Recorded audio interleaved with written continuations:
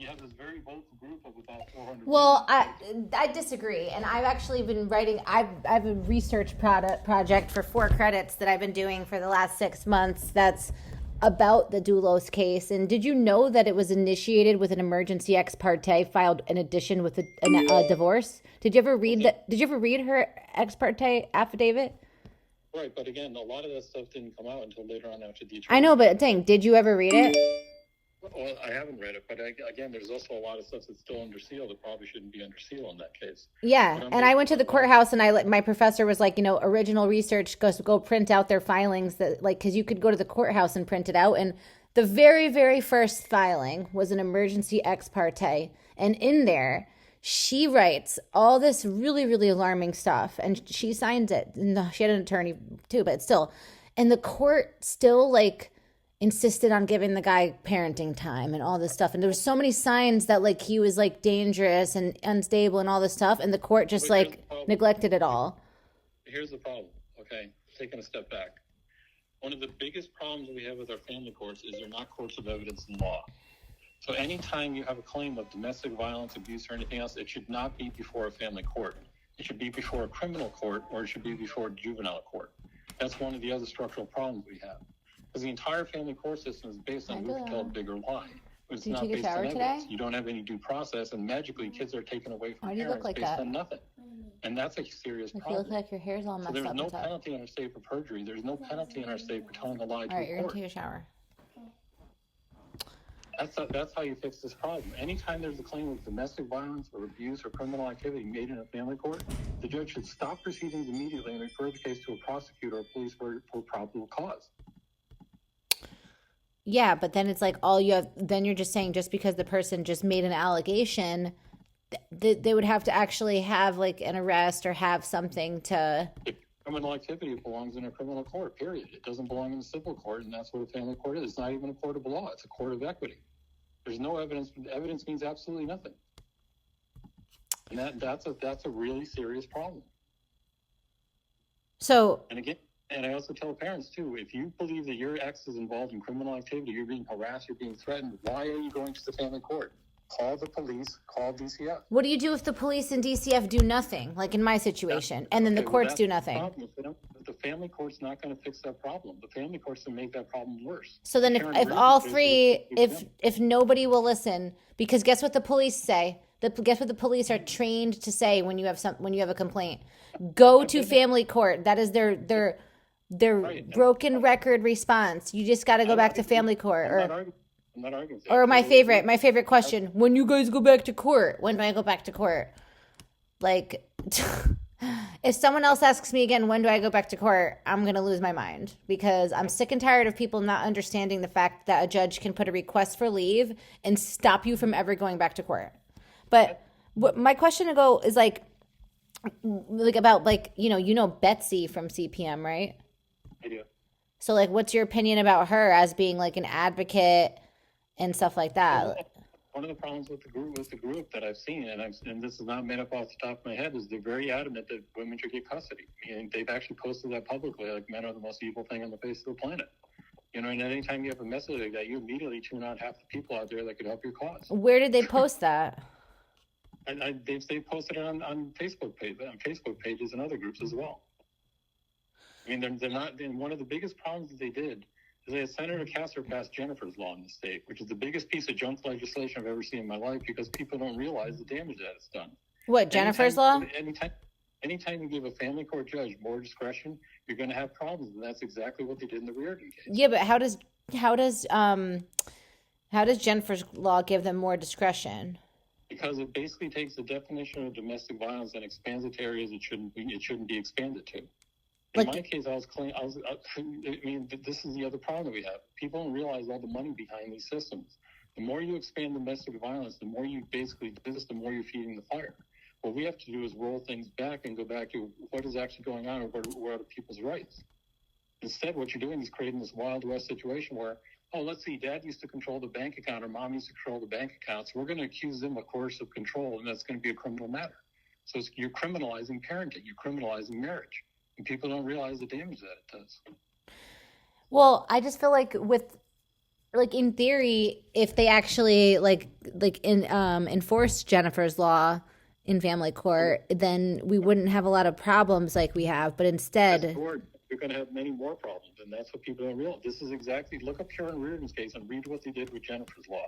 They manipulated it 180 degrees and used it against her. They claim that a woman has coercive control over 3 kids she hasn't seen or talked to in 3 years, and she's facing jail. Okay, but you do realize that if you look at what I filed asking for that and see how it's denied, you can see the double standard where if it's a father, they automatically are going to get what they want because of the Fatherhood Initiative program funding and all that. Talk about that. I've heard about this Fatherhood Initiative program for over 20 years now. Listen, I've called, I've talked to the people in the program and everything else.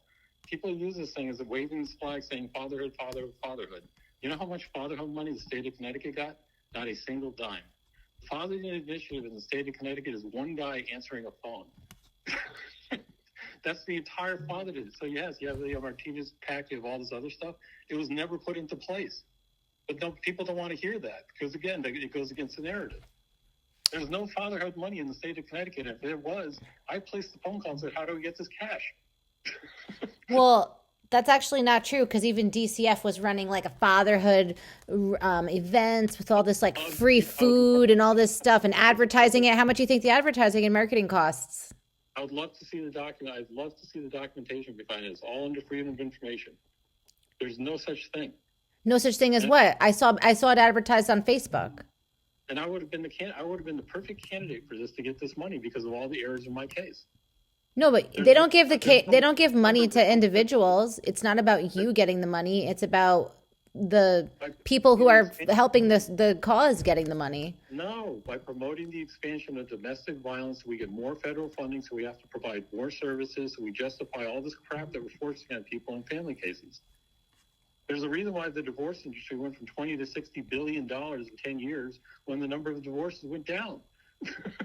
Okay, so if I went to the courthouse tomorrow and I pulled up Karen's case and I found the filing that the lawyers for her ex-husband put to get that order, the one you just said where they manipulated Jennifer's law, and if I literally copied word for word every single thing that they wrote, and by the way, I was planning on doing this already, but let's just say I do that, and then I change the names to my name and his name, and I just change the couple little things, but have the same exact blueprint as them, I can bet you $1 million that they will deny it and that theirs was granted. So explain to me why that would be.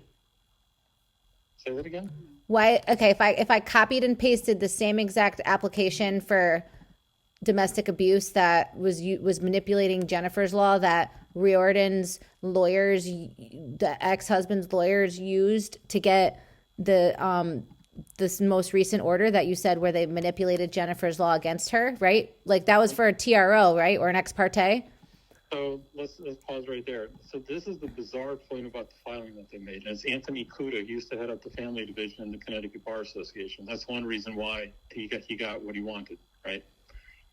What they actually did is they didn't file a TRO with their ex against her.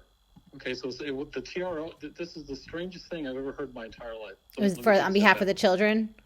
It's on behalf of the children. So these children are accusing their father of abuse in mom's house where they're seeking safe harbor.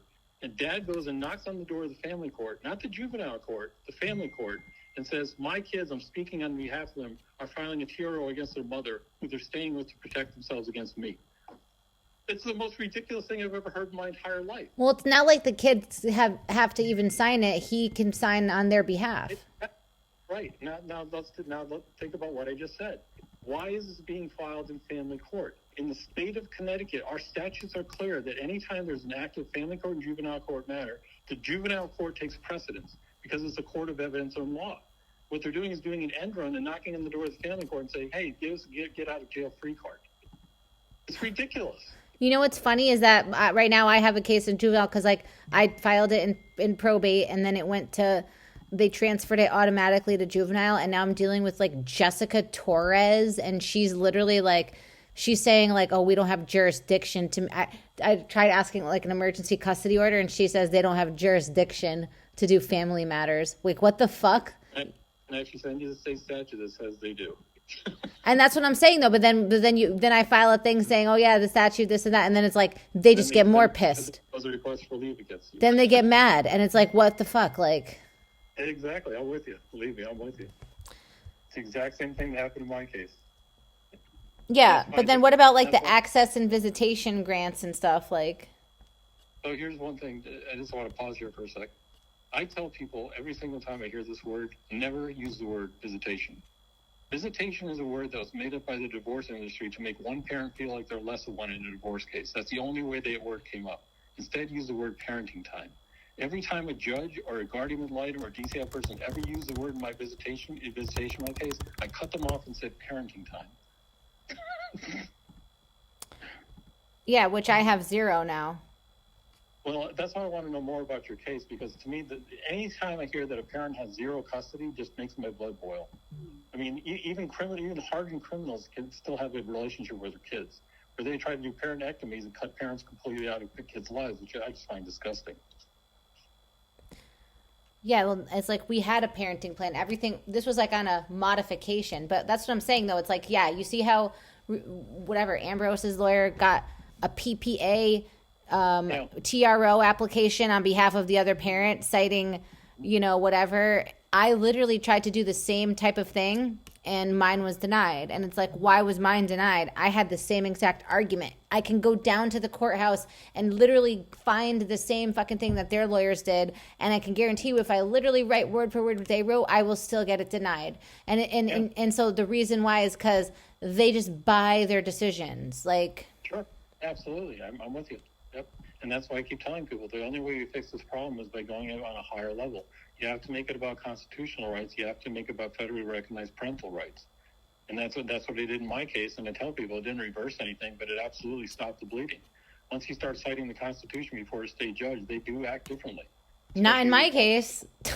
They laugh at me. I cite the ADA. I cite all this stuff. Like, yep, I'm with you. Because I have ADHD and like I got PTSD. So it's like, for people who like don't understand, like it's like then you just get discriminated against because then they just think like, oh, you're crazy or whatever. Like you're not coming across well. It's like, well, that's why I want to have a lawyer to speak for me, but then I can't get a lawyer because nobody will go against this corruption. And so it's just like sickening. Like, yep. I definitely want to help you. I can. If you want to look at my filings or anything else, because I have all the cited. One other site that I'll give you is look up a site called fixedfamilycourts.com. What is it? fixedfamilycourts.com. Hold on one second. Let me see. Fixedfamilycourts.com. Just fixed, not fixed. Fixedfamilycourts.com. I'm pulling up. This is a guy down in Texas named Ron Palmer, who I met probably about 10 years ago. And he was very successful in his case by getting things overturned and everything by citing constitutional law, and he's actually written 3 books on it. And I started filing some of the motions that he's had here in the state of Connecticut, and they actually work. So I've actually had guardian ad litem removed off cases citing the cases that he cited on the Supreme Court level. Wow. So this whole thing about the request for leave, to me, that's one of the most unconstitutional things that we do in the state, and that's a total violation of the First Amendment. So, but like, how old are your kids now? So I have kind of a strange scenario. So my first marriage was 16 years long.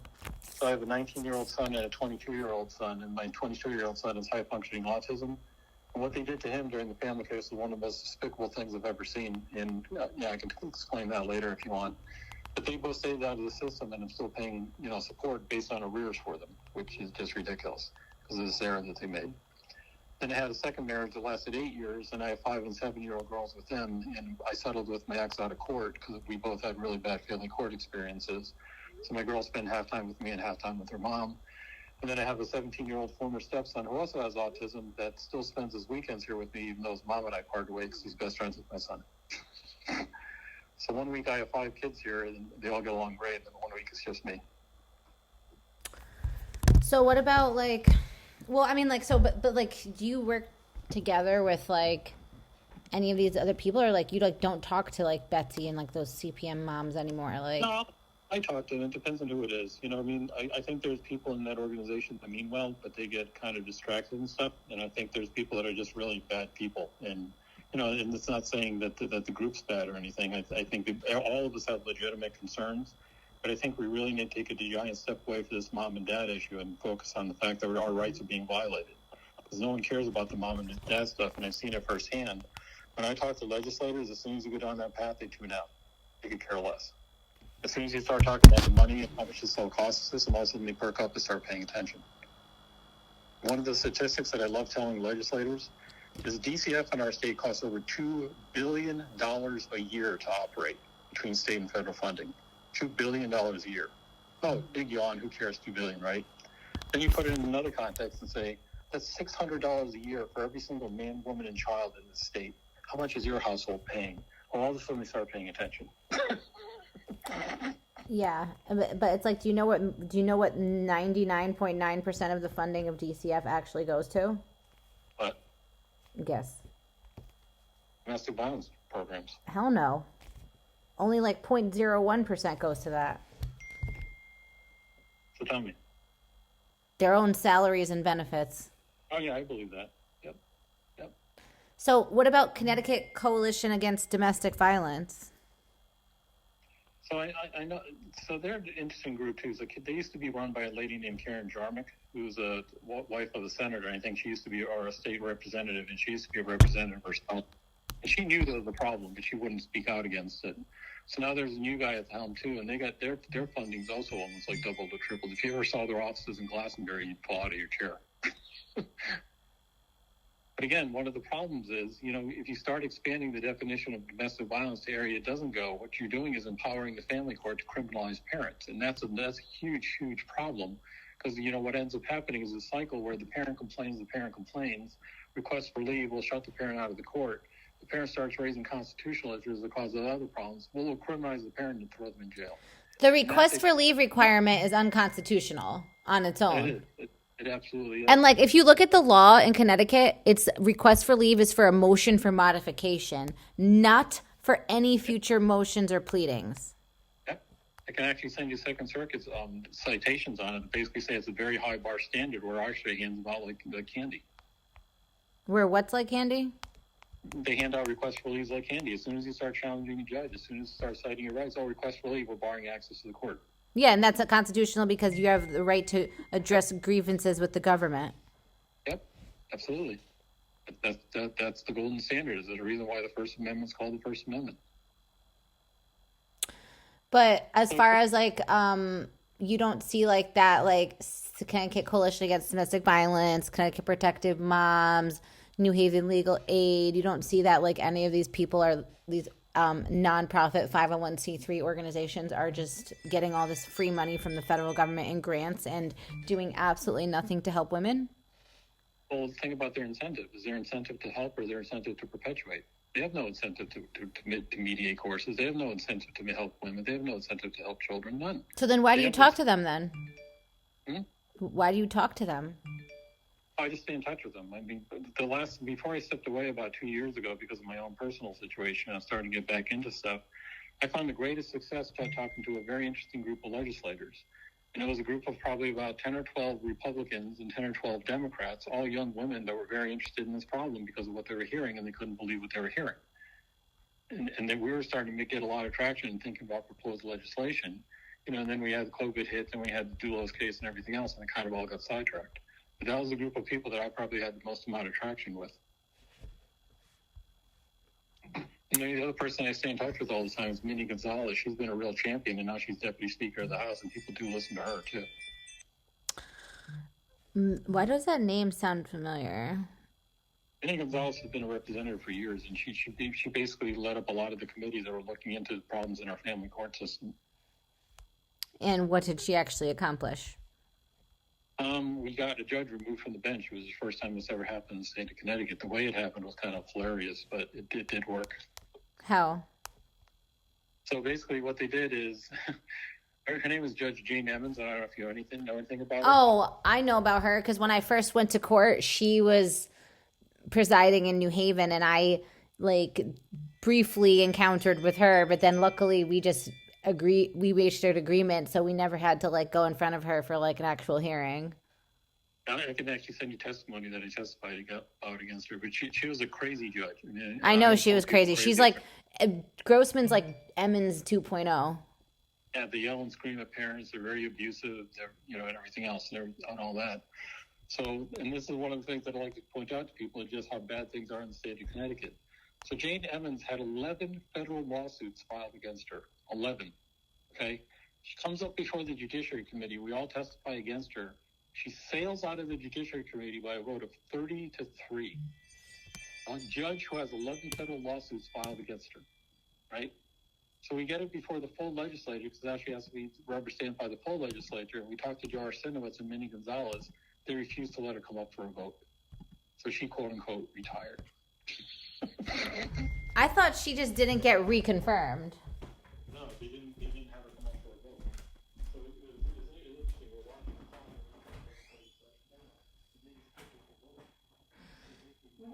Go take a shower.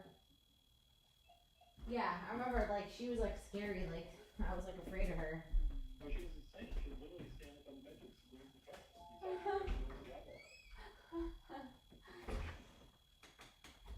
Yeah, that's what I mean, it's, like, traumatizing, like, and then it's like, oh, then they put Grossman there, and she's just, like, the same thing, it's like, her name is Jane, too, it's like, they're, like, a clone of each other, they got short hair, like,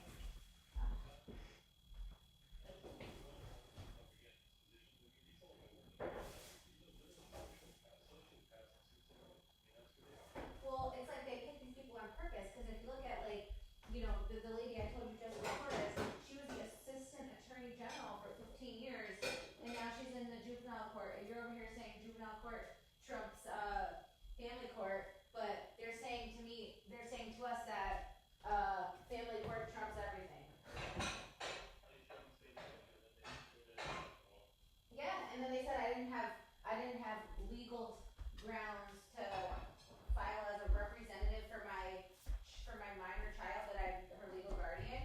I'm like, how is being her legal guardian not sufficient grounds to represent as her behalf? Like,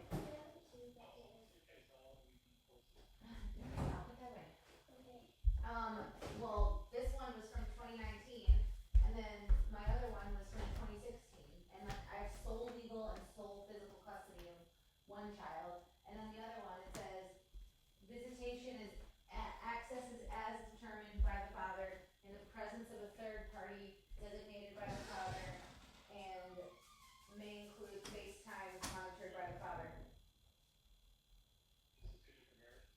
I was never married to either one of them, actually.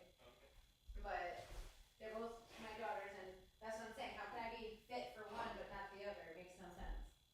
Well, and exactly. Here's the other thing that really makes my skin crawl. I hate the concept of, oh, you only have visitation based on the other parent. No, that's not the way it works. Your rights are not based on the other parents. It's standing. Yeah. Oh, I'm just like so drained by all this. Like, so wait, what's your? Do you have like the bachelor's, or what's your like education? So it's kind of a strange scenario. I often get asked if I'm an attorney because people mistake me for one. I actually used to work at a law firm for a number of years as a director of technology, so I worked on a lot of litigation cases. And I was involved in a very interesting Sarbanes-Oxley litigation case that was precedent-setting here in the state of Connecticut. And then in 2008, what are you doing, I Juliana? and went into the family court system, and almost couldn't believe what I was hearing, and that's when I started getting involved in reform efforts. So my claim to fame and the way I got started in all this is I posted a little message up on LinkedIn during my divorce and said, all right, go shower. Come on. I'm an executive. I'm having a hard time. Turn the fan on, too. Anyone else had problems in the family court system? I immediately heard back from 32 parents, and when I totaled up what it was costing us, they took us for over $16 million collectively. Wow. $16 million from 32 parents, and that's where we started the reform effort. We brought in some other people and everything else too, and it's, it kind of got really strong here in the state of Connecticut, but it seems to go in like this 8-year cycle where a lot of people speak out. Something happens, there's some legislation or a judge gets removed with the bench, and then things go back to just as bad as they were. And I think we're at the bottom end of the cycle right now where things are getting bad again.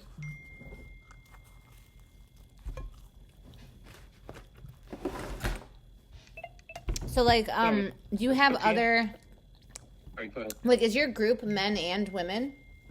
Yes. And that's one thing I'm adamant about. If anyone comes in here saying, "Oh, I'm just for women or just for men," we basically say, "Well, that's not our mission. You feel free to stay, but that's not what we're about. We're about making this about parents against government intrusions, because that's actually what it is." The only time, from my opinion, the only time a parent should be removed from a kid's life is if they're literally found unfit. And unfit is a legal term. It's not something that a judge says he doesn't like you. None of it should be based on a judge's opinion. Right, but that's why the best interest of the child standard, which allows them to put all the weight on one factor, is BS.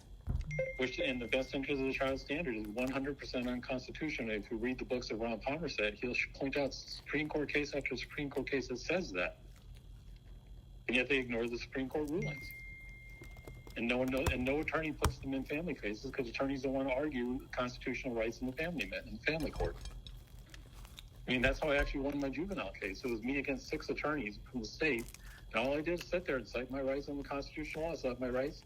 And it was one of the best experiences of my life, where I basically won. They were trying to force my sons into foster homes. I kept them out of foster homes. And at the end of the hearings that we had, everyone's leaving the courtroom. The judge leaves the bench, goes out the door. He's looking through the window. He waits for everyone to leave except me. He comes back in without his robe on, walks up to me and says, "Mr. Szymonik, I want to let you know something. I want to retire. I hope I never see another parent like you in my courtroom." He winks at me and walks away. Because all he did is cite my constitutional rights. Wow. And ironically, he put a leave order on me. I filed a motion to reconsider citing my constitution. He actually lifted the leave order. And they don't have a record of that. Isn't that convenient? And ironically, that judge was Judge Dana, who was married to Judge Dana, that just got nominated to the state Supreme Court. So, what do you have to say about, when, a lot of people are like, oh, yeah, people who are, supportive of, with pro-fathers or whatever, and, because it's, even if you, associate with certain people will just be like, oh, no, you shouldn't talk to you because you, Father's Initiative. Do you feel like that people, just don't really understand, your stance? There are, and there's people that I definitely talk to. There's people that I don't talk to, and I talk to the whole spectrum. One of the things that I hope that I bring to the table is when people start going into these extremes, I hope to level set them a little bit. So again, this Fatherhood Martinez initiative, when I heard that got my attention. So I worked with Colleen Corway, I listened to Elizabeth Richter, I listened to Betsy, and said, okay, what exactly are you talking about? They showed me all the documents. I go, good. So I took it to the next level. I started knocking on the legislature's door and state agencies' doors saying, I want these documents. I want the freedom of information. I want to see I want to see where the money's flowing. And what the response I got was eye-opening. And they basically signed all the documents. There was a Martinez agreement. Everything was in place, but it never got funded. And so I basically made this concept. If people believe there's a number that a father can magically call and get all this wonderful free state money, it doesn't exist because I called the number. I literally called the number. And all I got was this guy at the end of the phone who explained the whole thing to me and said, I'm the only thing in the Martinez initiative in the state of Connecticut is me answering this phone. And he said, we used to have programs to basically help fathers who were getting out of jail get their custody back. All those programs were never funded by the federal government. And yet every single time you see these women's rights groups that are jumping up and down screaming about all this billions of dollars that are coming into positive initiatives, it doesn't exist. And if it does exist, great. Let's get together, file freedom of information. I'll stand with you shoulder by shoulder and look at it. Okay. Well, but you said you did win some of your appeals. That was because you had a good attorney? So the first one I had a great appellate attorney, which unfortunately was was handling my second appeal and kind of messed that one up pretty bad. And then I filed 2 other appeals, and then I decided to just go pro se because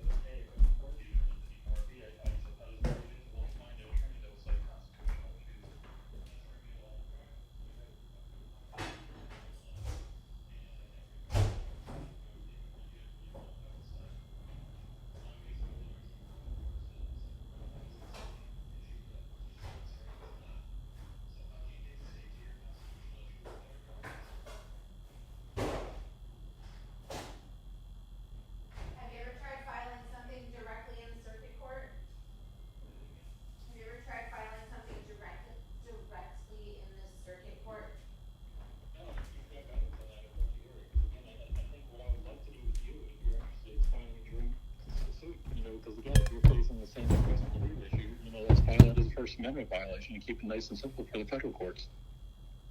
Because the other thing I realized about the court system is once you get into a family matter, again, things go in 10 different directions, and the judges tend to tune out.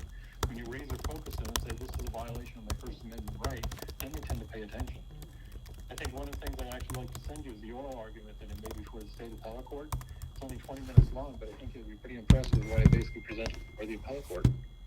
Again, it has nothing to do with all this mom beast dad issue. It's 100% of a violation of First Amendment rights and seizure of property.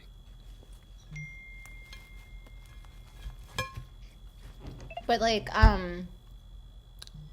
after your case like died in the appellate court, you never tried to like go to the Supreme Court? Oh, I did. I filed a Supreme Court petition. I think I sent you that document. And then That's to go. fairly recent, and that's the second time around. That was asking you filed that where, in which court? So originally I had a state level appeal. The appeal was denied, so I did a motion for reconsideration. They denied the reconsideration, so then I petitioned the state Supreme Court, and they decided to pass in the petition, so now I'm able to go back up to the federal court level. Because what they did is they essentially ignored the federal court's remand. No, didn't you say you had a case that went to the Second Circuit? Yeah, that's the one I'm talking about. So it was all based on First Amendment issues and the request for leave issue. So I was pointing out that the state's committing fraud against the federal government by misusing the the Title IV guidelines. And I don't have the ability to represent my children's interests because they're putting a request for leave and barring my access to the court. So my children, through me, do not have representation on the state and federal level. They're being treated as if they don't even exist. I want to read the remand order. Sure. I'd be interested to see what they said. Well, how many years ago was that? I'm happy to share everything with you. This was all back in, it was about the time of your case, about 2018, 2019 is when I was in federal courts. I think the rulings came out like 2021 or something like that. So do you believe that like the state of Connecticut is biased towards women or like states in general? No, I think the entire system's biased against parents. For every single woman case, there's a man case that's just as bad. There's a tell people, the courts are equal opportunities destroyers of parents. It doesn't matter. I think the only thing that I do notice is that on the Gold Coast here in Connecticut in Fairfield County, and also in California, where there's mega rich people too, you can't actually buy your case. And then the question becomes how the judge is being paid off if that's true. And I've heard a very interesting theory on that, which I'm looking into right now. What's that theory? I'll share it with you once I basically find out if it's valid or not, because I'd rather not say something that's not. Well, I mean, like, it's interesting that you made a connection between Connecticut and California, because I've been seeing a lot of connections myself. But like, as far as you said, like, you don't think they're biased, but like, do you know that like the fathers are actually written into like the policy and like the administrative law, and the mothers are not? Well, but again, it's a double-edged sword, right? I mean, again, you can say that in the family court, but then when I'm in the family court, I'm watching cases. I'm not seeing any bias one way or the other. I'm seeing both parents of both sexes being screwed. And then if you look at the domestic violence spending, the money is enormous. I mean, all you have to do is claim domestic violence against the father, and he's screwed. And that's a problem.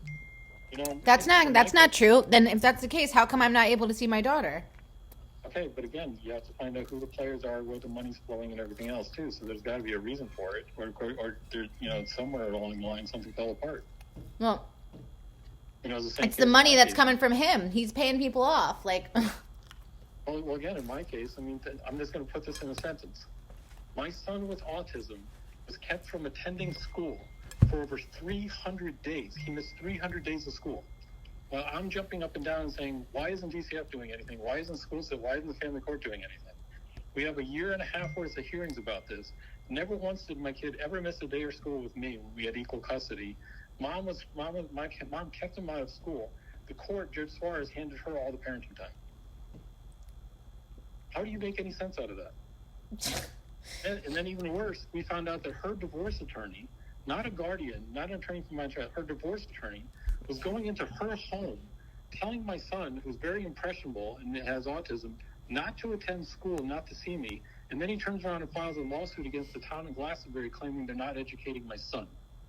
It cost the town of Glastonbury over $450,000 to defend against. Yeah, and who does your ex know? And who was her lawyer? And here's the other interesting question.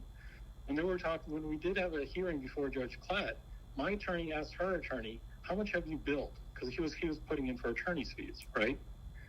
Her attorney basically point blank admitted before the court he doesn't invoice her. When we put her in the stand, she said she can't remember the last time she received an invoice or paid an invoice from her attorney. Good.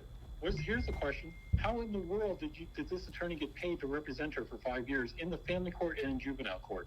Who paid him? She didn't pay him. It didn't come from fatherhood money. So who's paying him? Was it appointed by the state? No. It was her private attorney. He represented her in he used to show up at Board of Education meetings to talk for her to represent my son when I'm sitting right there at the table. And I would point to him, and the school system attorney would look at him and go, under what standing are you here? So, but like, you do know though, like what I'm saying though is like with some of these like policies and stuff like that, like it does say like in the actual text, and like I could send you some of this stuff if you've never seen it. I'd love to see it, because again, to me, it could be written as a policy, is it in practice? And you're basically hitting on another point that it's a real sore point for me. Whenever I talk about people about this issue, you'll always get the perspective, oh, women are screwed, men are screwed, everything else. The problem is there's no metrics. Where is there a database that'll show this is how many cases the state of Connecticut heard? Here's how many were granted full custody, equal shared parenting. No, all they show you is how many were disposed of. And right. It says how many were disposed of with trial, without trial, or other. It doesn't even break it down anymore. Right. But let me share it with you, because you can help me with this maybe. Okay? Years ago, I worked with my local representative to knock on the door of the judiciary and say, we want the data. The judiciary said, what are you talking about? And we said, we want the case data. We want to know how much guardian ad litem are paid. We want to know what the outcomes of the case are, how long or how many motions filed. Oh, we don't have that data. It would take us forever to generate. So the representative said, well, that's their answer. And I said, no, that's bullshit. What I did is I knocked on the door of the judiciary's technology department and said, I want your data. What I want is everything that you basically create your court system website. I want all the data behind it. You don't need to create a report. You don't need to do anything. I'm going to give you a hard drive and just dump everything on the hard drive. They did it for $100. They did it? I have all the court system's raw data from 2000 to 2018. Okay? Where's 2018 to 2023? Yeah, exactly. Well, that's what I want to see. That's the next knock on the door. So I have the data. The problem is it's a raw data dump format, so I need someone who's a database expert to put it together, and it's been sitting in my back pocket. I'm just trying to find someone to be able to do it for me. I know somebody who might be able to do that kind of work. Yeah, so if you know anyone who knows database work, I'd be happy to hand this data over to you.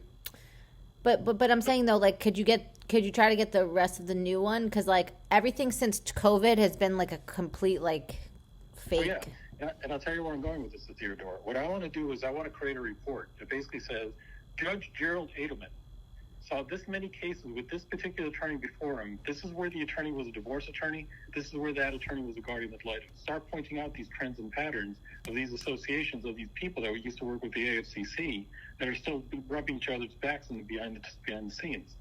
And one of the things that I love pointing out in my case, I had a guardian ad litem named Rhonda Moore on my case. Rhonda Moore was assigned to 52 cases in the Hartford court system, making almost $12 million a year. Wait, hold on. Did you just say Rhonda Mora? Yep. And where was she working when she was doing this? Like it was a private firm or? Yeah, she was, okay. Rhonda Moore is just a perfect poster child for what's wrong with the family court system. Here's an attorney, never married, never had children, never raised a child, yet she's a guardian ad litem for children. Right? Attended Western New England College for a law degree, never practiced family law. She was one of the 8 full-time guardian ad litems in the state of Connecticut. And as I mentioned, her husband was politically connected. In the Hartford courthouse, she was assigned to 52 cases at the same time, where there were other guardian ad litems in the courthouse that couldn't get assigned to a single case. You know what? It's interesting that you bring her up because I actually spoke to her, and she was part of these people that came to our school for like a presentation last year talking about Jennifer. Yeah. She ended up when she was in the crossfire. The legislators were starting to ask questions about her. She decided not to become a guardian, not to be a guardian ad litem anymore, and got a job with the Connecticut Center Against Domestic Violence. Isn't that convenient? So Connecticut's Center Against Domestic Violence is like different from CCADV, or is it the same? It's the same organization. So that's the Connecticut Coalition Against, right? I'd have to look it up because I know there's one. The one I'm talking about is the one here in Glastonbury. That's the state-funded one. So I want to look in. It's CCADV. So there's one in Glastonbury. That's the one that Rhonda was at. Yep. Yeah, because like she was like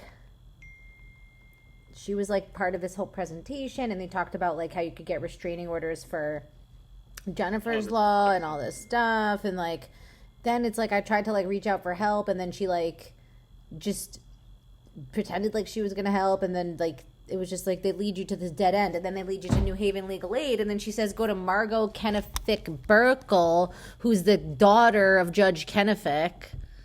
Mm-hmm. And Jane Grossman and Judge Tyndall worked at Legal Aid for 10 years together. So it's like all these people are connected. Like it's so disgusting. Like, you know what I'll send you? What? I'll send you the AFCC chart that I created back in, I think it was 2016. Your head will explode when you see the connections between these people. Yeah, please do, because like. You know who Ann Stevenson is? No, who? Ann Stevenson is an attorney out of Massachusetts that got very involved with all these committee meetings and testimonies here in the state of Connecticut, and she started investigating the AFCC here in the state of Connecticut. So she spent about 6 months getting data, talking to people, figuring out these connections, and sent it to me. And when I saw what she had, I'm like, oh my fucking God. And I took it and turned it into a chart, and I handed that to legislators. And it's the biggest smoking gun in the face of the planet between the connections between the judges, the attorneys, and all these aid societies. Yeah, definitely send it to me. And then what else was I gonna say? Oh yeah, like, and also like, did you also know that like Department of Labor basically like gives like free lawyers to like their union members for their divorces and stuff? Yeah, see, I want to see that too. Anything that involves taxpayer dollars, send my way. Because that's the kind of stuff that I'm really focused on, because I know the legislators start paying attention when you start talking about the money. But you've never heard of that? Like, Department of Labor literally pays for the entire divorce through the labor's union, like, including, like, full representation, like, not that, like, half-ass representation. So that's what I want to see, because my first wife was a teacher, so she was in the union. But I know the union wasn't paying her. You know, basically what they do is the same thing I have to... No, this is a laborers' union. Yeah, and that's why I want to see what it actually says. Yeah, because you know how there's all those different guys who, like, the crane workers and the ones that are doing all those different, like, you know, labor unions that they have? You know what I'm talking about? I want to see what the program actually offers. It's like with United Healthcare, I basically have legal aid through my company. So that'll help me getting an introduction to an attorney, a discount on the fees and all that. But they're not actually handling your case. Okay, in this one, what they do is they will pay 100% of the lawyer fees, full representation, full GAL fees. It's not just like a recommendation. Yeah, that I want to see, because then what's happening, Theodore, is you're taking federal taxpayer money and you're using it to generate federal taxpayer money. You know what I'm saying? It's like you're taking money out of one pocket and putting it into another. Yeah, so it's like this is actually a fact, and like I could definitely like give you proof of it and stuff. But and also it's like, you know, do you also like have you ever known the fact that like child support enforcement actually like also oversees like visitation, and like that's also funded by like those access and visitation grants that I was telling you about? Well, that again, I want to see that a little more in detail too, because there's a lot of people I know in the state of Connecticut that are focused on the child support issue, and it'd be interesting to see what they would have to say about that. Yeah, because like I've seen like a ton of like stuff that like people have been sending me, like research and different things and different policies, and I have like a million things I've been organizing and sorting through, and there's a lot of like really concerning stuff out there, and it all kind of has to do with federal funding. So it's like. You hit it on the head. It's federal funding. And here's the biggest problem. The federal government hands money to states for these programs, but it doesn't give them any guidelines. So the states go off in 10 different directions. So the state of Connecticut has something radically different than the state of Massachusetts, which makes no sense whatsoever. Yeah. There's no guidelines, there's no restrictions, there's no controls, and even worse, there's no oversight. We're talking about millions and billions of dollars. Yeah, Yeah, and same with DCF. They're getting billions of dollars, and what are they doing with it? They're spending for their own personal expenses per their open budget records. And like, you know what? I could even like tell you right now, like, I'm just gonna take 1 second to just pull this up on here and see, because like, But I'll tell you the biggest joke about DCF. yeah, A couple of years ago, they released their, I forget what they called it, but it was some kind of internal study they had to do. And I work with data. When I looked at their study, I almost fell out of my shirt laughing. Their own statistics say that if you left the children in the house with the parents and provided in-home services, the children end up better than if they're in state care. It's like, this is your own report. yeah, and they're supposed to leave the kids with the parents, and a lot of times they'll take kids out of this is what they do. They take kids out of homes when they shouldn't be, and then they leave kids in homes where they shouldn't be. And Absolutely. and then the kids get victimized by the system. Then they turn into statistics. They start doing drugs. They start being on the street. Then they end up jail, dead, OD, and then it's just another statistic. And then it's like, oh, well, we get paid billions. It's older and the kid runs away from DCF. DCF manages to catch them with local authorities, bring them back to DCF's care, and they start drugging the kids and put them away in locked facilities. I mean, it's one of the most disgusting things you can ever imagine. Yeah, trust me, I went through that when I was a kid, and then they tried to like force me to go in they told me I could either go in prison or I could go in a foster home. It's like, Which would you pick? well, You don't want to know what happened after that.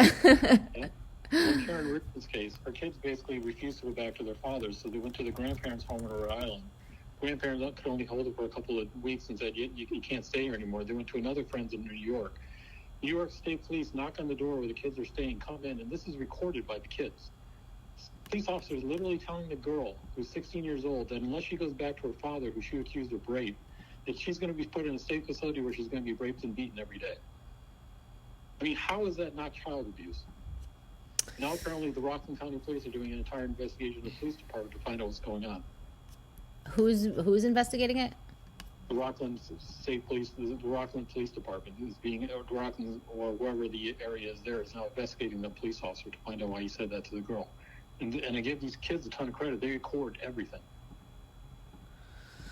Wow. Yeah, and you know who got the most, like, if we were just going to look at, like, you know, for example, like, if we're just looking at, like, the operating expenses for the state of Connecticut in 2023, so far they've spent $3.73 billion, and $6.35 billion of that is budgeted for Department of Social Services.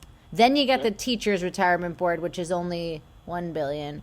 Non-functional, whatever the hell non-functional is, gets $7.13 billion. So who knows what the hell that is? But it's, if I click on it, what the hell does it say? General is $5.92 billion. Transportation, but it's non-functional.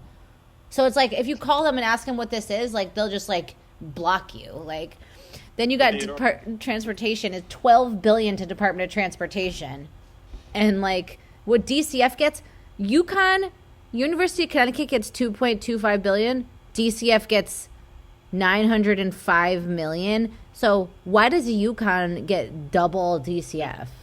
You were just hitting on something that I looked at a couple of years ago when I started looking at these fundings and stuff. I got the entire judicial budget right down to the dollar of all the money they were spending, and you're illustrating something that just really raises a lot of questions. Why are these state agencies paying each other? And one of the funniest things I found in the judiciary's budget, they paid $56,000 to a dentist in Rocky Hill. No explanation what that was for. $56,000 to a dentist from the Judiciary Department. What was that for? I guarantee it was some judge that was having their teeth done. Yeah, and Department of Corrections is getting more than DCF also. Mm-hmm. This is just insane, though, because it's like, this is just like whatever they're posting up here.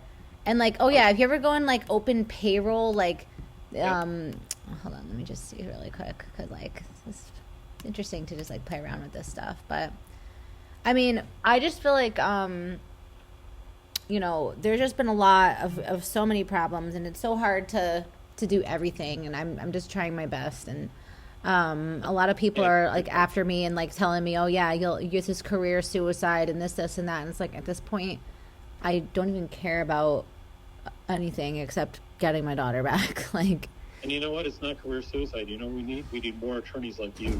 And what's going to happen is we keep shining lights, there's going to be multi-million-dollar lawsuits against all these people in all these states, and that's where this is all going. yeah, because like, and then that's the thing. Do you have any lawyers that you know that would like jump on a class action? The saddest part of the whole thing, there's probably two or three attorneys in the state that would have taken a case like this or a situation like this because they're all focused on constitutional rights and fundamental rights. And that's Norm Pattis and John Williams. And in their heyday, and then the other guy was Anthony Spinella, that was up here in Hartford. And the problem is that in their heyday, these guys were fantastic, but they're all in retirement mode. So in order to get Norm Pattis to even pay attention to a case, he now wants $25,000, and he doesn't really work on it all that much. And that's kind of sad. So we kind of need a new generation of attorneys that come in and wave the flag for him. Yeah, well, Norm Pattis, for one, he ignores and doesn't answer and doesn't. Yep. And his office also said the same thing and would not take my case. And he actually represented Jennifer Dulos' husband, but won't represent me. So it just shows you that they are not going to be willing to go against their corrupt buddies because they're all in bed with each other. Like.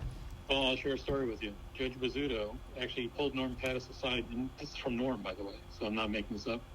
Pulled Norm aside and said, if he ever had trouble in his practice, he would just assign guardian ad litem cases to him. And she wasn't joking. It's like they don't even try to hide it. I mean, that's the thing that just appalls me.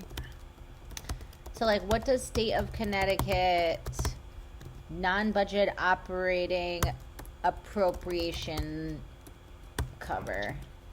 Because that is what I'm interested in finding out. So here's one other idea I want to run by you. One of the other things that I have always kept in my back pocket, and I think I'm actually going to do it next year, is sue the state of Connecticut for calling itself the Constitution State. And when I called the state office of the claims commissioner and said I'm considering filing their lawsuit, they said, well, you have to prove that you were damaged somehow.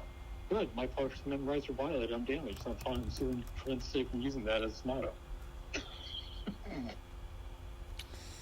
Yeah, they should be called the communist case, the communist state. It's kind of funny you say that because my parents escaped communism, and we actually knew a Russian doctor here, and you know my mom never saw anything like this, and she survived the Nazis and Stalin. She almost couldn't believe what she was seeing here, and didn't believe it was even possible in the United States. We had a Russian doctor here who basically made the comment that even in Russia, if you had a family situation like this, you just paid off the judge and got to see your kid. Here, you just keep paying and never get to see your kid. Yeah, pretty much. I mean, but it's like, you know what? It is here you can pay and get your kid. It's just the other person paid first. You know what I mean? Like if they paid first, then you can't be the one to pay. Well, and that's why I keep saying follow the money because that's where all the smoking guns are, and they cover their tracks pretty well. You know, but again, at the end of the day, these judges are being paid off somehow. These attorneys are being paid off somehow. You know, one of the things I used to tell legislators is think about this logically.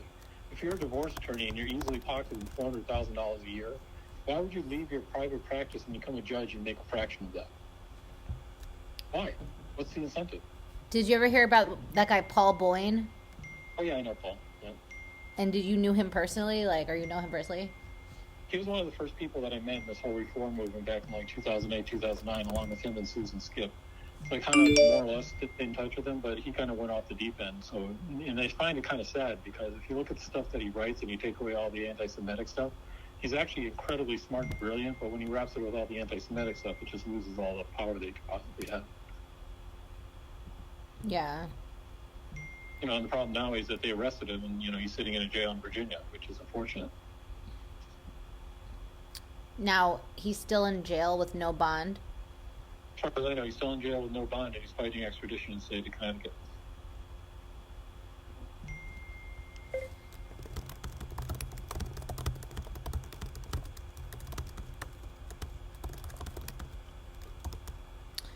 Well, what about, did you ever hear about this lady, Susan, hold on, I'll tell you right now, Susan,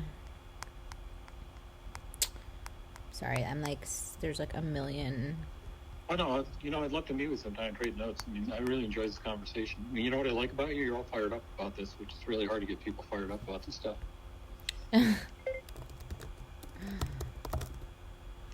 So, what do you do during the day? Are you usually working or? I worked out of my house for 10 years. I work at United Healthcare, and ironically, I work in the fraud, legal, and compliance divisions. For the healthcare, for insurance? For insurance, yeah. So one of the last projects I worked on was deploying AI-based chatbots on all our web pages. So that was last year, and this year I'm working on a lot of gold carding initiatives. I don't know if you know what that is or not. So, but wait, what is it? Say it again. Gold carding initiatives? No, what's that? Basically getting rid of prior auth. So if you need a medical procedure or dental procedure, you don't have to waste time trying to get approval. If you're a doctor or dentist and you do that with pretty good success, we're not going to force you to do prior auth anymore. Wow. So the first state that's really pushing this is the state of Texas, so you have to get the state of Texas on board by next February, but then all the other states are falling in right behind that. And, it's kind of interesting because one of the other things they're trying to do is get our insurance industry to focus on this, because they point out what it costs our industry to deal with all this crap. Because you take people like you and Karen Reardon and myself, PTSD, ADHD accommodations, destroying kids' lives. We're the industry that ends up paying for all this stuff. One of the things that I found was really crazy is in the state of Connecticut, they actually tried to pass legislation that would force insurers to pay for all these junk science evaluations and stuff. And so there's no bigger red flag in the world. It's that one right there. Well, what about with all the donating to campaigns and stuff So it's kind of an interesting question. I'd love your thoughts on it. One of the other things I tell legislators that's a problem in the state of Connecticut is we're one of the only states that doesn't elect judges. The only judges we elect are probate court judges. So in other states, they're just as corrupt and everything else too, but at least when the judge is running, the judge actually has to run a campaign and be exposed to the public. And here they're all behind the iron wall. And so they're immune to criticism. And heaven forbid you criticize a judge in the state of Connecticut.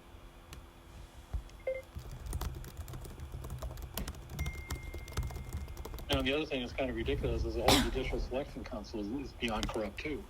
The way they used to select judges in the state of Connecticut, there was a panel that had 12 judges and 12 members of the public that vetted all the candidates and then presented them to the governor.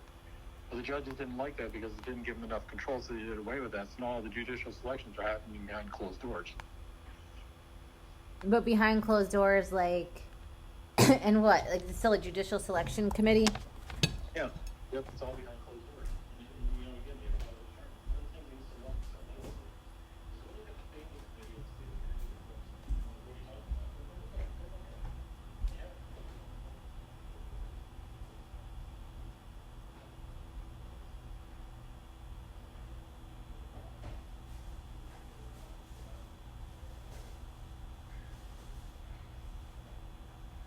It's so messed up,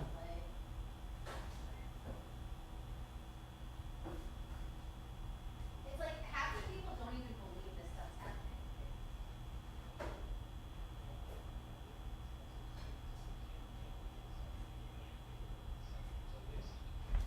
Exactly.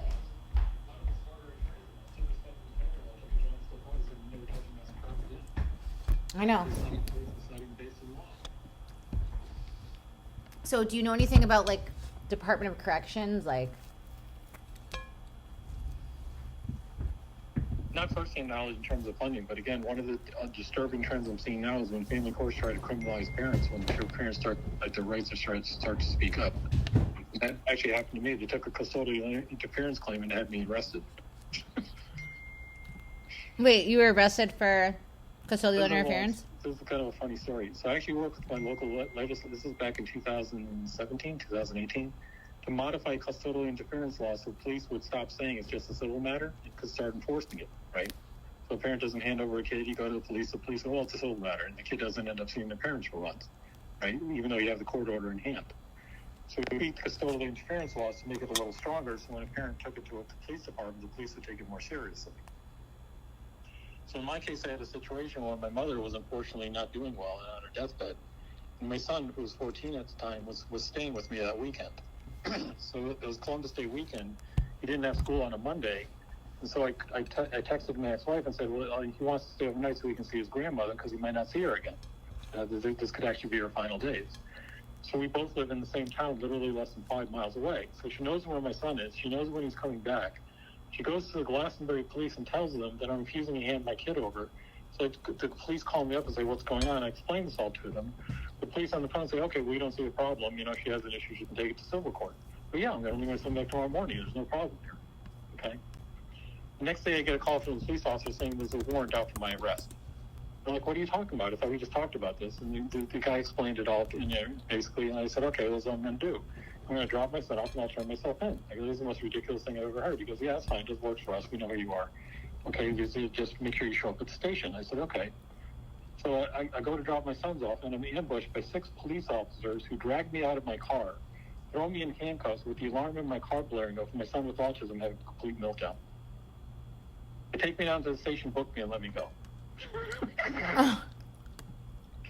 Wow. So and then I found out that the officer who ambushed me was a woman sergeant. Basically went against the orders of her superior officer. Basically told her I was coming into the office to turn myself in and not to do anything. She basically violated what he said. So I basically got myself a attorney and basically submitted a small claims claim against my ex, citing false arrest. And as far as I know, I'm the only person in the state of Connecticut that actually won a case of false claim against wife using a small claims claim. So she has to pay all my attorney's fees for the charge she made against me. For small claims? Yeah. Yep, small claim. And ironically, the small claims judge used to be a family court judge. And all I did is point out. I said, here's a message on my phone. Here's a message in email. She knew where my son was. She knew where he was going to be. She could have come picked him up. She knew he was just staying overnight. She knew I was going to drop him off the next day. Yet she's lying to the police. It says right there in the police report. And that's the grounds the police used to arrest me. She sided with me and awarded attorney's fees. Oh my God. Do you remember what judge that was? I do. It was... I'd have to look it up. She's a judge with a disability. That's kind of interesting, too. You know what's funny? I just looked up on this Connecticut website and just playing around. Guess how...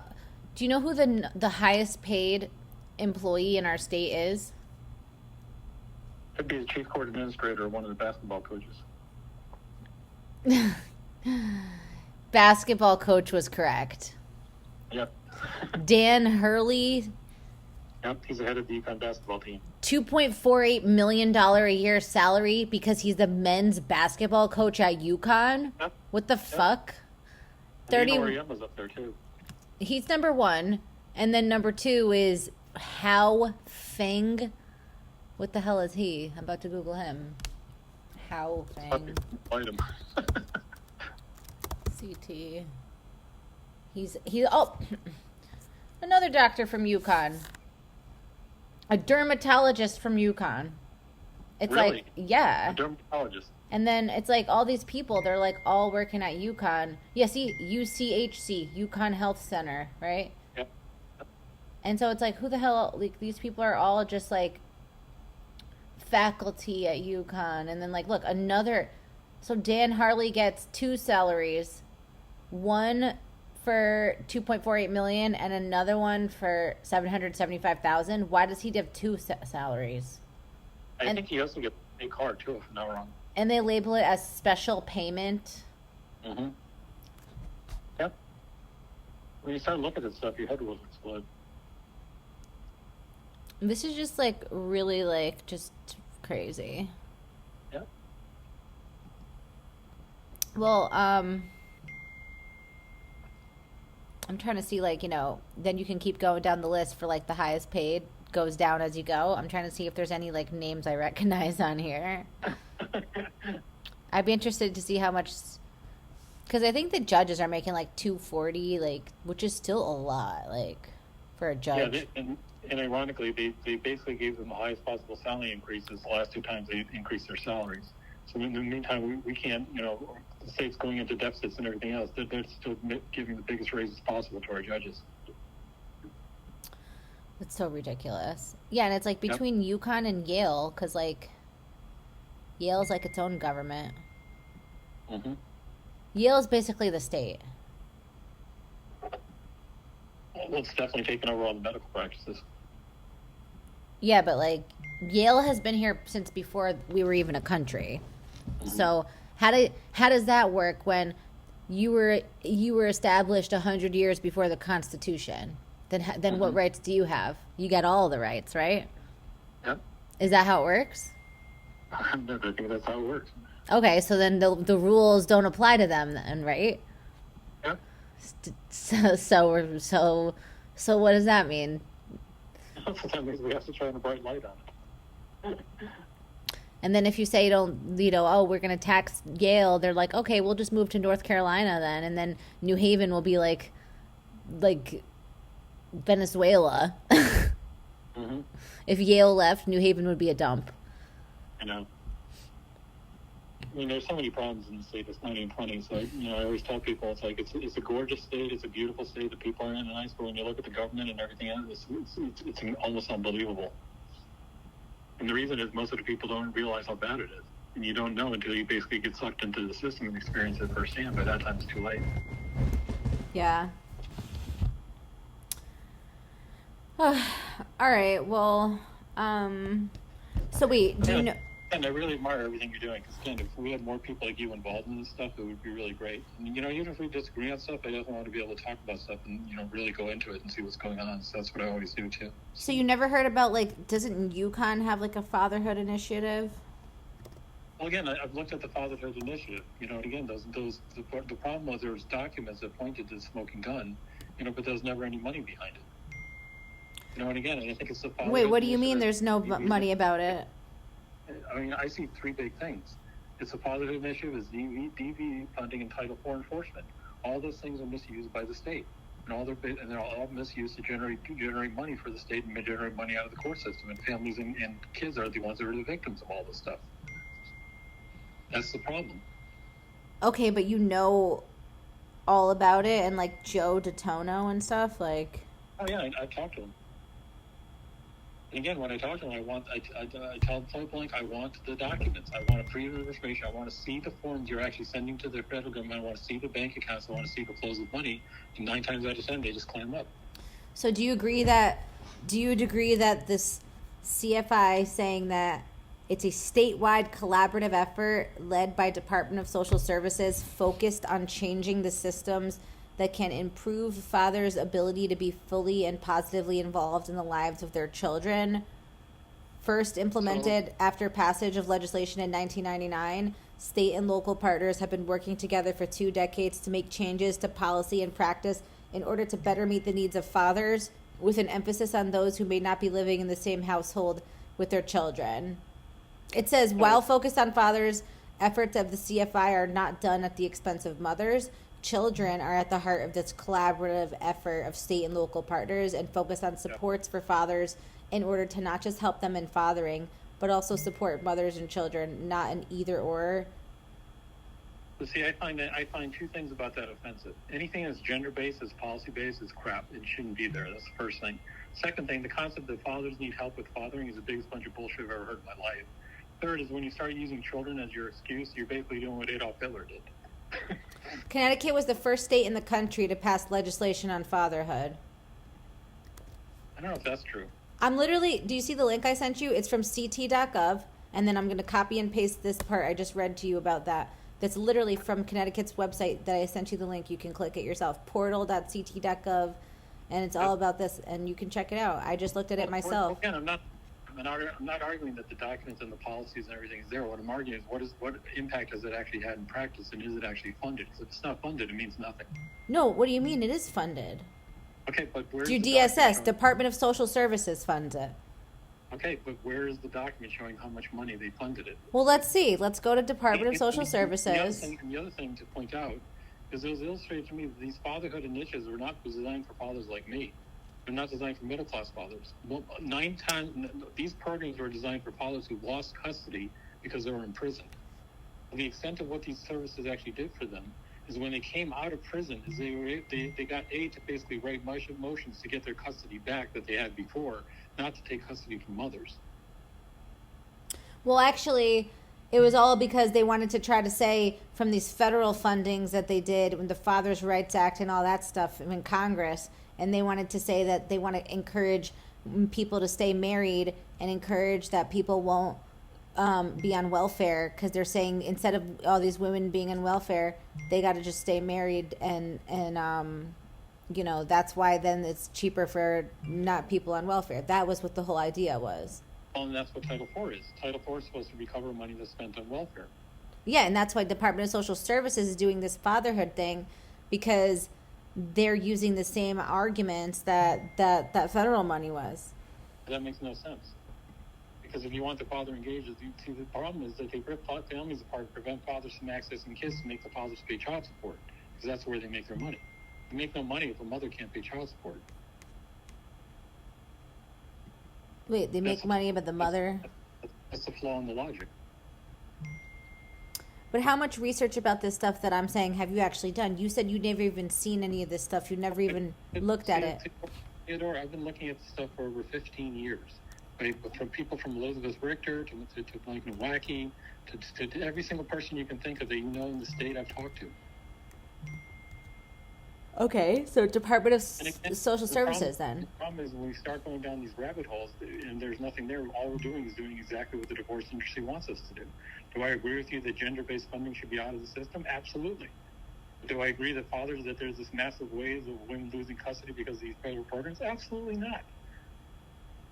For every woman's horror story, there's a men's horror story, and I have a perfect example of it. No, I don't disagree with that, but I'm also saying that, like, do you agree that there's some stuff that you have not done that you could do more research on, or things that you could look more into? That's why I keep doing freedom of information requests all the time. I want the stuff directly from the source. I want to see the documents that the state's using to support all this stuff and fund the flows of money. And this is where I may have accidentally, believe it or not, tripped on something on how these judges may be being paid off. It's actually in a state database that I accidentally tripped across and said, wow, don't even know this is here. And they don't want to tell anyone about it until I fully investigate it, because it could be the biggest smoking gun in the world. Yeah, and it's insane because even just clicking here and looking at Department of Social Services, it's they're spent $2.64 billion on Medicaid last year. And then it's you know how much they spent on domestic violence shelters? Guess. I know. $5 million. So $2.5 billion on Medicaid, $5 million on DV. Connecticut Children's Medical Center, $11 million. It's crazy. TANF cash assistance, $37 million. Disabled, $40 million. But then it start going to personal services, $130 million. Other expenses. But then what is other expenses? This is where the FOIAs come into play. Yep. And they just hide and they just don't tell you. Yeah, and then basically you try to do freedom of information and they say it's not subject to public disclosure. Everything should be subject to public disclosure. What are they hiding? And then the other thing that I want to attack in the state of Connecticut is this whole immunity crap thing. Actually, this is nationwide. If you basically have immunity for government officials, judges, then what do they need immunity from? Criminal acts? It's the most ridiculous legislation ever.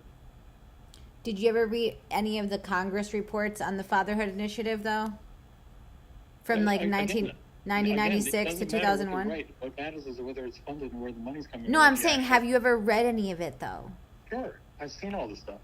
And what's your opinion? Again, I think there should be nothing that should be gender-based, and that includes domestic violence stuff. There should be no gender bias. It's almost like the situation you have in the Middle East, right? So we're going to give $1 billion to Israel, but we're going to give $1 billion to Egypt so they don't fight each other. And then the next year we're going to give $2 billion to Israel and give $2 billion to Egypt so they don't fight each other. It's the same situation we have here, except we want them to fight because that's where we make our money. Anytime you have anything that incentives a fight between mom and dad, there's going to be money involved. That's why they're fighting tooth and nail against shared parenting. That would be the biggest nightmare in the face of the platform because all this stuff goes away. If you had shared parenting as a standard and prove to me why this parent shouldn't see their kid 50% of the time, all this stuff evaporates and goes away. But the women's groups don't want to hear that. Because then they raise the flag of abusive father, and make it sound like everyone's abusive. In 15 years, when I've seen all these claims of abuse, 99% of the time, there's no actual abuse. What it is disagreement. Disagreement can be fixed, but it's not abuse. And if it is abuse, it doesn't belong in the family court. It belongs in the criminal court. Okay, well, what do your legislatures have to do about it? The legislators have to be educated on what's going on with the money, and that's where I'm starting to get people to focus on this. One legislator said something really interesting to me. And he said, you're never going to get change in the Judiciary Committee, ever. The reason why is all the attorneys there make their money from the judges, right? So why would they do anything the judiciary doesn't want them to do? Instead, you have a Judiciary Committee to Judiciary Pipeline and Attorney General Pipeline. William Tong does everything the judiciary tells him to do. Oh, magically he becomes Attorney General, right? So you're never going to get change there. You're never going to get change in the children's committees because all they're focused on is children. Whenever they see the mom and dad stuff, they tune out. Where you're going to get the judiciary's attention is where you're going right now. Appropriations. Cut the judiciary's budget and watch what happens. Yeah, like they paid $372,000 out of the Connecticut General Fund in 2014 directly to the Fatherhood Initiative.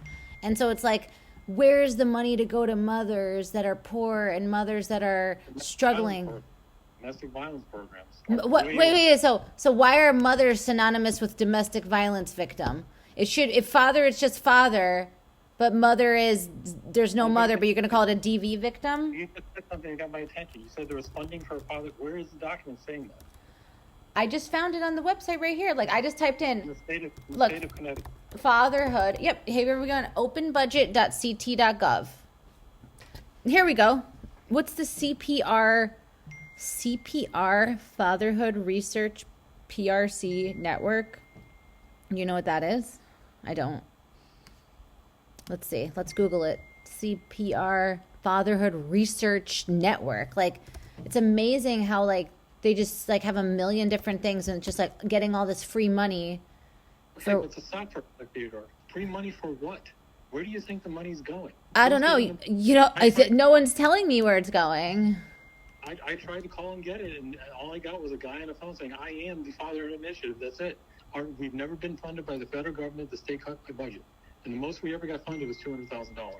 And that was to help fathers coming out of prison to get custody back. That's all it ever was. So where's all this money going? What impact is it having? I'm not seeing it. I don't know any father in the state of Connecticut that's ever gotten a dime from any fatherhood initiative for their divorce case. Not a dime. Well, it looks like it's coming from the Center for Policy. It looks like it's coming from, I just looked it up, Center for Policy Research. So look, more federal funding, it seems like. Yeah. That's what I'm saying. The union stuff applies to men and women equally. It's not gender-based. The union stuff is not gender-based, but the fatherhood stuff is. Oh, so is the domestic violence stuff. Domestic violence stuff is 99% women against No. men. The union stuff and the domestic violence stuff are both not gender-based. That's not true. What do you mean? The domestic violence stuff is not only for one gender. Where are all the shelters for men? What do you mean, where are all the shelters for men? There's just as many shelters for men as there is for women. No, there isn't. How do you know? Because I know. Where's the statistics? Show me the numbers. Show me the address of a single men's shelter in the state of Connecticut. Okay, 76% of all union members in the state of Connecticut are men. Right. Okay, but you're talking about saying it's not gender-based. But then you want to say DV is primarily women. Okay, you're making a fallacy. You're making an assumption that 76% of the men are union members are men, and 76% are getting divorced. You don't know that. Most of the people that initiate divorce are women. Okay, but like, see how it says, like, the Connecticut Fatherhood Initiative? It says one of their objectives, assist men in preparation for the legal, financial. We're going around in circles. There's nothing in a fatherhood initiative that says funnel this money to a man who's making six figures in a family court case. Nowhere.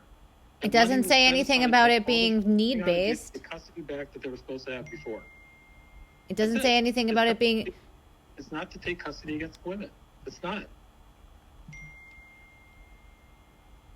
It doesn't say anything about jail or need-based.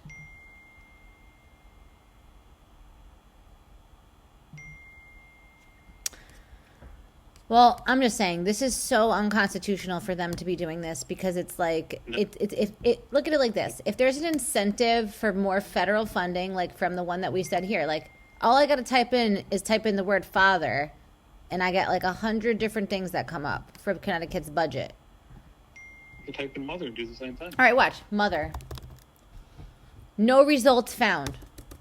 Really? Father. Because it's all built into the system. What do you mean? You don't need a motherhood initiative. It's inherent in the system. Really? Then what do you do when a mother has no rights and can't get her kids because they're blocking her from the court? That has nothing to do with any funding. Of course, because there's no federal incentives behind mother getting custody. You're making up this massive myth that there's billions of dollars being flown into the pockets of fathers and their attorneys. It's not true. Show me. Who said? I never said fathers and their attorneys. It's not what I'm saying. The state of Connecticut. I sent it to you. Did you look at the link? Okay, then where is the statistic that shows that fathers are getting custody more than mothers? Show me. There's a statistic that says that your chance of losing custody more than doubles if you're a woman and you report domestic violence, if you report sexual abuse. Where is that from who? Where? It's from the state of Connecticut's website. Show it to me. Okay.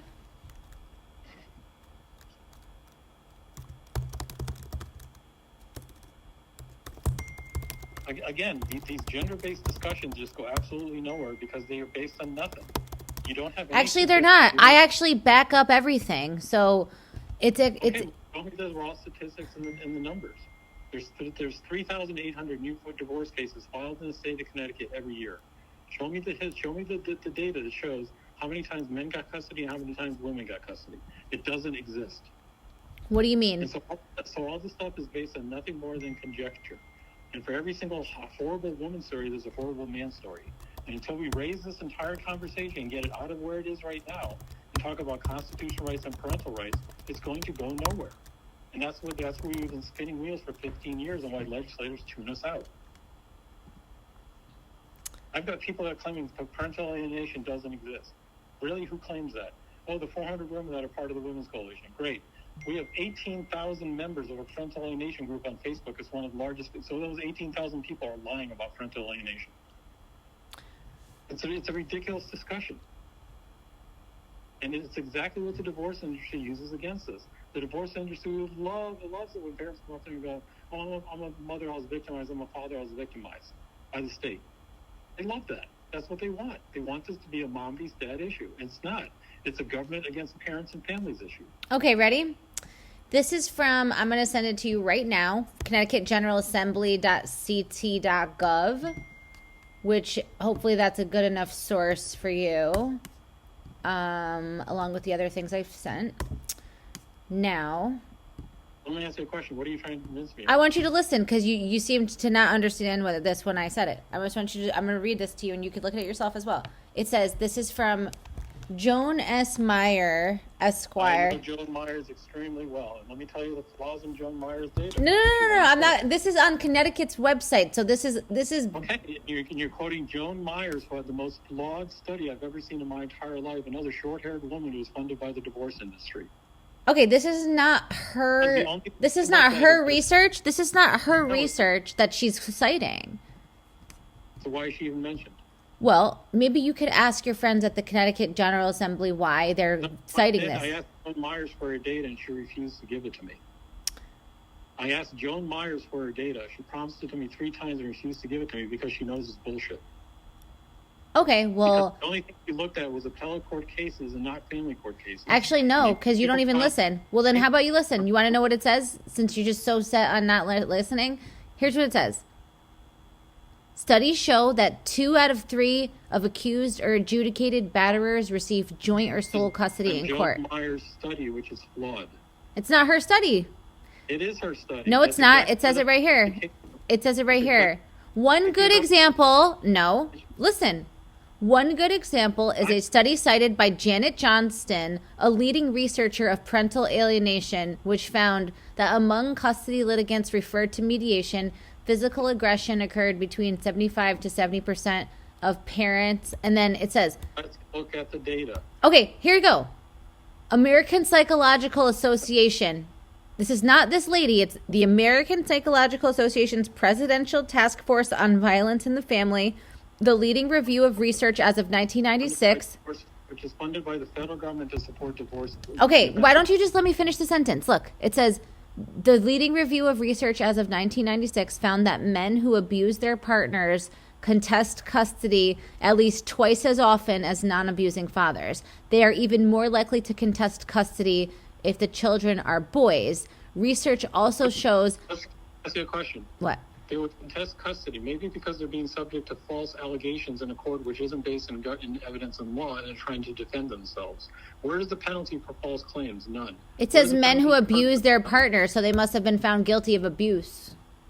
Really? Found guilty of abuse in a court of law? Or in a family court? It doesn't specify. No, this is from the American Psychological Association. Right, and fighting in family court, which is not a court of evidence and law. So right off the bat, you're basically flawed right there. Okay, how about this? It says here, the Massachusetts Supreme Judicial Court Gender Bias Task Force. Theodore, what are you trying to convince me I want of? you to listen for something, because you only know things from your perspective. If you want to... No, I know things from 15 years of looking at hundreds Okay, of but cases. you're only looking at the world through your own... You're only looking at the world from your perspective and your viewpoint. That I heard 15 years ago. There's nothing new in what you're saying. Nothing. But you... This is the same crap that's been repeated for 15 years, and is the reason why the reform... Okay, where's the Judicial Gender Bias Task Force in Connecticut? Where's the one in Connecticut? If Massachusetts has it, where's Connecticut's? You talk about Jennifer Dulos, okay? Why are you changing the subject? No, don't change the subject. They them for 10 years. For 10 years. People, they knew them and said there was no problem in that marriage until the attorneys got involved. None. So who do I believe? The people that knew this? You said you've never read her case. Like I have all the whole entire case printed out on my desk right here. And the very first thing was about abuse. So you don't even know what you're talking about. Like it was made up by the court system and their attorneys. Nothing was made up. Jennifer's affidavit talked all about the abuse in the very first ex parte. So why was it filed in the family court? Why didn't she call the police? What do you mean? She filed for the emergency order. The police can't do anything if there's no custody order. The police can't do anything. Well, that's the problem. Okay, but and you're the reason why he was tipped over the edge is they took everything away from him, including seizing all his bank accounts, so he couldn't live. But let's ignore that because mom's being abused, right? Come on. And you're citing this as fact. I'm citing what as fact? Her actual statement? Because you didn't even read it. What is this? You didn't answer my question. If what she said was true, why didn't she call the police? Why didn't she leave earlier? Are you kidding me? Why didn't she call the police? Yes. If you don't know that the police can't get involved in civil matters, then like you do know, you obviously know that the police can't get involved in. Ignoring the question. No, I'm not. I answered your question. She's going to a family court with a criminal case saying that she's being abused. It's not a criminal case. In your state, the criminal laws don't make it a crime for a man to take his kids and take them out of the country if they got dual passports. He can take the kids and leave. Is that what he did? What do you mean? Look, go read her case and go read what's actually in that docket. One more time. There was no issues in that case until the divorce attorneys got involved. That's not true. None. That's not. not. Why one of the attorneys is still in jail. That's why the record is sealed, because they don't want that public. The attorney's in jail because they were part of the murder. I followed that case very well, so I disagree. You need to educate yourself on that. He's still alive. What? One of the members of the Protected Moms group believes she's still alive, and she made this whole thing up. Who does? Who believes that? Casey? I'm not going to say who.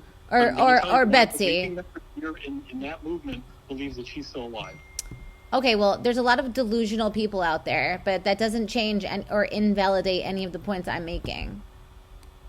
Well, and I know that this man was driven to the point of suicide, too. Okay? Driven to the point of suicide? He's suicide. He's a coward. No, that was created by the system. And now we have children. No, he did that. He did that to himself.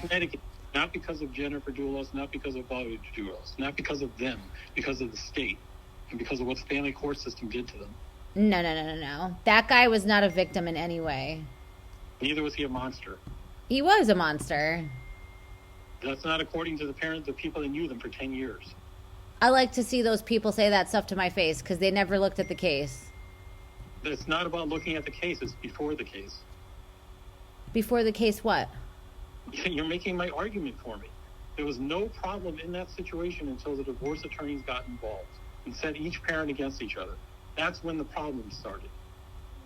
When they started taking kids away, when they started taking money away, when they started freezing assets, when the court and the divorce attorneys got involved, that's when that case got better. Just like Karen Reardon's case. If you read Karen Reardon's case, the reason it's in the nightmare situation it is now is because of the divorce attorneys in the family court system, not because of Karen or her ex. If they didn't twist particularly Jennifer's law, those kids would be in school in Madison right now and spending half time with mom. They didn't do that twisting Jennifer's law thing until like a month ago, and those kids haven't been with the mom in years. Right. Okay, so then how are you going to say... If Judge O'Neill didn't issue the order that he ordered, making the kids essentially homeless and forcing turning Karen into a criminal, those kids would be living half-time with their mom and going to school in Madison right now, and everything would be fine. Which, by the way, is what Judge Nevis hinted would be the outcome, until they took her off the case. Heaven forbid we have a judge who has common sense in the state.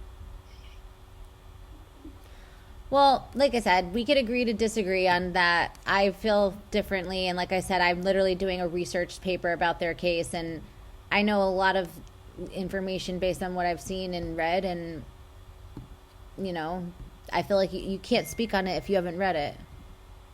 But you also can't speak on it if the information is being sealed by the state. What information's being sealed? The entire record is still sealed. No, it's not. No, it isn't. Right. If the record was sealed, I wouldn't be able to have the record in my house. How do I have the record in my house if it's sealed? Tell me that. You know what's sealed? You know what's sealed? You know what's sealed? One transcript from one hearing from that ex parte. That's what's sealed. That one transcript. It is the attorney who's still sitting in jail who refuses to talk. He's also sealed. If he's sitting in jail and refusing to talk? Yes.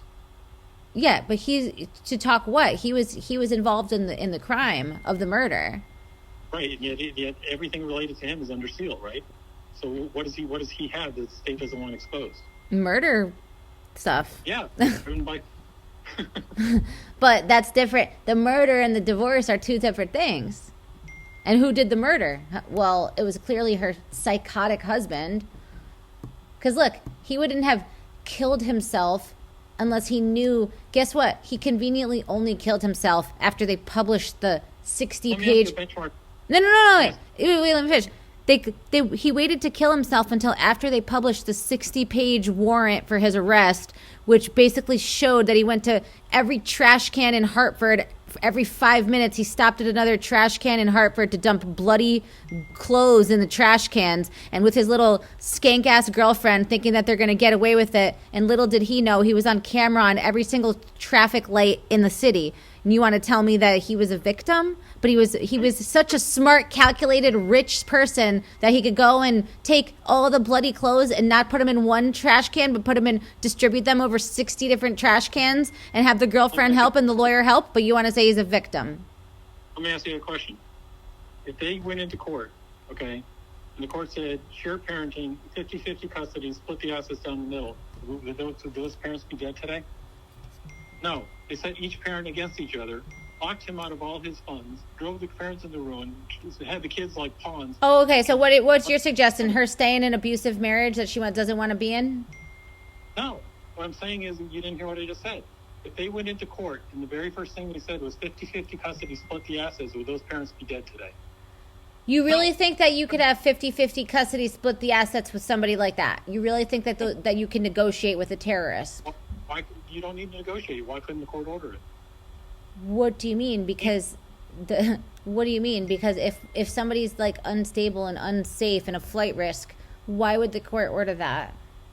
And who's saying that? The court. It's making it up. No, Jennifer said it in her affidavit that was sworn under penalty of perjury. Written at the advice of an attorney. If she signed it under penalty of perjury, so. Okay. Again, penalty of perjury in a family court, don't make me laugh. Well, theoretically, it's no different from in any court. It is. How? There's perjury all over the place. You have attorneys getting involved by children. Yeah, and guess why the perjury happens? Because nobody reports it. I reported. Do you want to see the motion? They'll die of laughter. Who'd you report it to? The family court? Yes. I've reported to the judge who said you don't report crimes in family court. You report crimes to the FBI or the police or the DOJ. I did that too. I've been to the FBI twice. And did you go to the Department of Criminal Justice in Connecticut and ask to press charges on perjury? Yep. And they said no? They don't do anything. That's the problem. Well, all I can say is that there's a lot of different complications in what's going on, but I think that you should try to have a little more of an open mind, especially like... Theodore, I have a very open mind. The only thing is that you need to understand, as long as you make this a man versus woman issue, you're just going to spin your heels. I never once said I was a man versus woman, did I? I never once said that. When did I say it? I actually, in fact, I told you that I think that the us versus them manufactured dichotomy that they try to push in our society is actually part of the problem. I never once said it was that. I've simply brought up to your attention, different funding sources that you claimed to be unaware of, and I told you, and I sent you links to back up everything I said.